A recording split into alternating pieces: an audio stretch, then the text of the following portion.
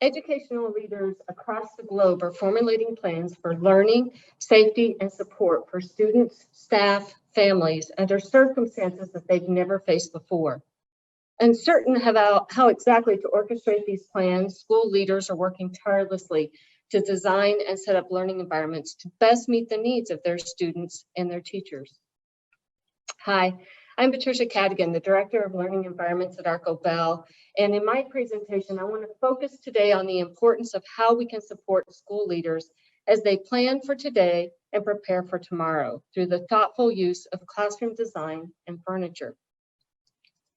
My objective today is to focus on, and let's review how schools are responding to the COVID-19 pandemic, discuss how the disruption of this pandemic is giving us the opportunity to reset, rethink, and reimagine our practices, to evaluate three components that I think is really important and we need to have present in our learning environments as we meet the needs of our future classrooms. And lastly, recognize how designing flexible, personalized, and active learning environments are going to be so critical to support the future in teaching and learning. So with the onset of the pandemic, students and teachers across the globe suddenly found themselves navigating a new world. School staffs have been incredibly resourceful, resilient, and creative to provide continuous learning experiences for their students as we sent them home. Now we're addressing the fall semester and it's upon us, and we're facing the urgency to bring students back onto our campuses for in-person learning. School leaders are under fire to figure out how to provide socially, or some of us are calling them physically distanced classrooms to meet these suggested requirements. Working in crisis mode just to get it done, educators are looking for the easiest and most cost-effective solutions. Many are landing on legacy furniture like student desks that can be set up in rows that may have book boxes under them to hold and store student supplies in order to meet this demand to get our students back into school. While this revision to yesteryear's classrooms seems like the best solution for today, I really want to encourage us, how do we use this opportunity to be forward thinkers and plan not only for today, but prepare a vision for teaching and learning for the future? The educational system has been under review for quite a while, and our eyes were opened in 1983 with the release of the report, The Nation at Risk. Practitioners in the field of education, psychology, the medical field, have found that many classrooms across our country are in need of attention. Concerns of passive learning, student disengagement, management of technology, one-size-fits-all instruction, rigid and inflexible classroom furnishings, and how to incorporate technology into the classroom are a few of the issues schools have been working on to correct. Then in the spring of 2020, as the pandemic began to close schools, it brought about a disruption that had school leaders turning their focus to virtual learning experiences, making sure we had equitable resources for all of our students and our families, and we started to realize we had teacher burnout. So then add on returning students back to campuses under social distancing requirements, safety measures, and alternative bell schedules. How could any of these leaders see the forest for the trees and think, hey, this is a great time to reset, rethink, and reimagine the way we want our classrooms to experience, how we want our classrooms to experience altogether? For many, the obstacle is huge, and we all understand that. But how do they plan for today and prepare for tomorrow? Over the last decade, there has been work done to research and evaluate and document student achievement and the factors that support or hinder success in the classroom setting. Here on the slide, I show some of the researchers in our field that show the importance of moving our practice from where it's been to where we were going. And we were finding as theories became practice and practice was showing success, it's apparent that student performance is influenced by collaborative learning, active learning, personalized learning, and the teaching strategies that support that. So how do we embrace this research that has been justified and founded and continue to apply it to the preparation of our future classrooms? As we are building classrooms for today, 6 feet apart, smaller class sizes, thinking about hybrid schedules, kids learning from home, virtually, coming back onto the campuses in person, and that we now are trying to infuse technology into these lessons. Can we be mindful not to stop dead in our tracks and move backwards, but to continue to embrace the shifts that need to occur in teaching and learning, and how our environments need to support student engagement and achievement? So let's explore a little bit how the pandemic is causing and bringing these shifts to light. So let's start off with talking about our learning environment. As we continue through this year and beyond, the flexibility students are experiencing, they're transitioning between in-person and virtual. They are also experiencing, and those systems are starting to become seamless. We're also finding that states and schools and districts, teachers are spending money to acquire the resources to provide this continuous, meaningful, relevant instruction, no matter where they are, whether they're home, they're in the class, or they're learning in a different environment. Also, we're finding our parents are starting to become better equipped to respond to hybrid and home learning.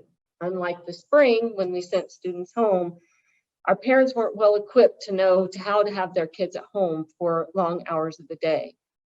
And students are starting to become accustomed to learning on these virtual and remote platforms.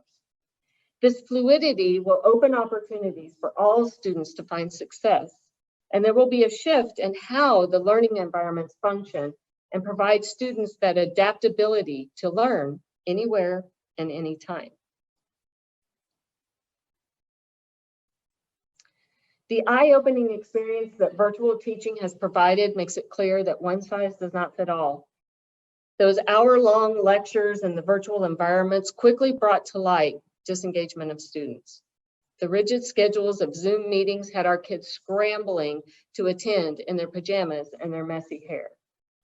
Zoomified students and overwhelmed parents have provided the rest of the world with comic relief through many humorous memes. I have a few here to share with you today. I think this one is my favorite. But our educational community realized that a lot of things needed attention on what and how the shifts in teaching and learning needed to occur. So if we look at what is going to happen in our shifts of learning, we are finding that reports across the country are conveying that there are systems that are showing success during all the things that are going on, from the hybrid to remote and virtual learning, that the programs that are built around individualized, self-paced, collaborative, and student-driven learning experiences are showing that the levels of engagement are up, and that students are present and parents are content with the quality of education. Students are given content through videos and research and online lessons, and then they're asked to demonstrate their knowledge through projects or presentations. Students are feeling empowered to learn for themselves in flexible and collaborative ways, both as they start to transition to in-person into the classroom and outside the classroom at their own pace. They're able to follow their own interests, and teachers are able to create lessons that challenge them when appropriate. So we're going to see, as this continues to move forward and our students become much more comfortable with this way of learning, that we're going to have a shift in learning, and students are going to not only enjoy, but expect this level of personalization. Now let's look at teaching.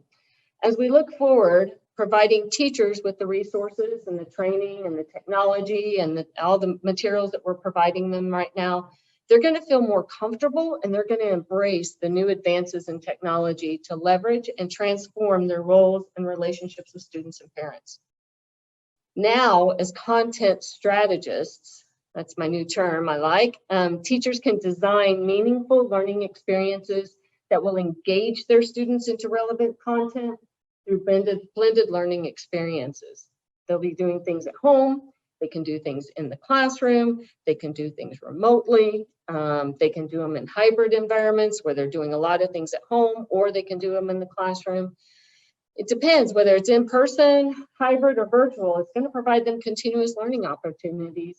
And so the teaching strategies are also going to shift. So what will the classroom look like in the future? And I think all of us are asking that question right now. We all believe it's important that students return back into the classroom, that they're back in our schools again, because we know the in-person school setting supports our students' social and emotional and cognitive development. And to support their health and wellness of both students and staff, we need to unite the virtual and the physical worlds and bring them back together to develop those senses of community. This means that the space planning for schools that was usually in the past driven by density and cost, and now with the immediacy of creating these socially and physically distanced classrooms, will need to be assessed. How can we maximize this opportunity to create these spaces that will meet the needs of our students and our staff? It's going to keep everyone safe and embrace the shifts in teaching and learning and the classroom environments for the future. So now more than ever, students need environments that are going to need to be well balanced so that they can better engage and connect with their peers, connect with their teachers, connect with their content. Unaware of the impact or the duration of COVID-19 conditions, learning environments must be adaptable and that they are inviting and that they're nurturing for our students' environments. So let's talk about this a little bit. So the vision that we will need to bring to designing classrooms, or this classroom for the future, will be based on the ability to adapt quickly to the changing needs. The idea that the learning can and will occur anytime, anywhere, and the understanding that students and teachers are going to have choice on how that's going to happen. Conceptually, we need to envision our learning environments to embrace student-centered ecosystems of I'm inspired, I'm secure, and I belong. Understanding that this will blur lines, it's going to provide us endless possibilities, and it's going to create supportive roles for our students. So how do we create these spaces that students can be in that are the ecosystems that are student-centered, that will support their cognitive development, it's going to support their emotional needs, and it's also going to support their physical needs. So let's talk about a little bit that the shifts in teaching and learning will need to be personalized and active. The learning environments of the future will need to be innovative studios. These open spaces that are flexible, it allows active learning to be going on, these active learning spaces, and they need to be able to engage our students cognitively. Students walk into these spaces and say, I'm inspired. These spaces will accommodate students transitioning from virtual to in-person. I see them as environments that the students are going to be transitioning from environment to environment seamlessly within the school building. And this is going to happen continuously throughout the year. As we continue to move forward with what's going on with the pandemic, we're seeing that students are starting to meet in person, but then are having to go home for 2 or 3 weeks, and then they're going to come back. So we need these spaces to continually be able to adapt and morph into what we need it to do. These spaces will need to adapt and transform very easily, quickly, having the ability to move and meet the requirements of the health needs, the desired teaching strategies, and the innovative learning spaces that our students are going to need. So let's talk a little bit about what those furniture elements are going to look like in these spaces, and they're going to have to serve multiple purposes. As I said in the beginning, instead of planning for today and not looking at the future, putting in individualized student desks, can we look at furniture that provides multi-purposes, and their uses will play an important role to spark that interest and stimulate creativity and build that student's cognitive awarenesses. So work surfaces that are mobile, configurable, easy to arrange, Tables that flip a nest or have writable surfaces where students can brainstorm or show what they know. Thinking about surfaces and seating options that we can push them together where students can collaborate, or we can pull them apart so students can distance. We can move them over here, we can move them over there. They're flexible, they're multifunctional, and all of our furniture is on casters, which is going to be essential. And not knowing how COVID is going to play out and what we're going to need to do with in-person instruction, we have to be open to students moving from home to school environments frequently. So creating spaces that I'm secure will need to reflect and mimic some of those elements of home. I think it's going to be very critical that the transition from home to school should have as little disruption as possible. So as we're designing these spaces and creating spaces where kids are inspired to learn, we need to envision those home activities that elevate the students' curiosity and allows them to feel secure. This will help us create spaces in our learning environments. This will allow students to find those areas within the classroom that will help them feel comfortable, help them feel secure, and help them have ownership of those spaces. And the furniture elements that will support those I am secure concepts is furniture elements like soft seating, rocking chairs, movement stools will all need to be available with a variety of chair options in the classrooms. The flexibility for students to choose their seat that they feel most comfortable for the activity that they are completing will improve their engagement. We need to remove anything that creates any type of pressure points on the body so that students can concentrate and engage in their academic learning. Providing standing, seated, and even floor height work surfaces provide that movement that is needed for the biological brain to work. This helps with blood flow, our respiration, our alertness, and eliminates fatigue on the students while they're in the classroom. Overall, the furniture that allows students movement and giving students that choice and focusing on how that comfort of home improves, it will also help and decrease disruptive student behavior. Better classroom management for teachers in the long run is going to be a lot better, giving them time where they can actually teach. So lastly, let's talk about those spaces where students feel like they belong. And we need to really focus on elevating the social emotional needs of our students as they return back into our in-person learning spaces. Students have suffered a significant amount of loss and experienced various forms of trauma since the pandemic took place last spring. And we need to be mindful that our room setup and design has lasting effects on our students' physical, social, and psychological and cognitive development. Schools will need to focus on creating a foundation of inclusive, collaborative, risk-free spaces that will enable our students to learn within and beyond those walls. We have some gaps where our students went home in the spring and they have lost some of their academic movement. So how can we create these spaces where they're going to feel comfortable, where they can take risks and be able to accelerate their learning? Teachers will be able to make sure students feel secure, safe, and valued, and able to learn that was not possible in the past. So those elements of I'm secure will bring those features that promote a positive and social and emotional health back into our classrooms. So what are those elements? Let's think about this a little bit. Is an effective classroom setup is going to be made up of a diverse types of classroom furniture, which can help us create those safe learning environments, again, at a moment's notice.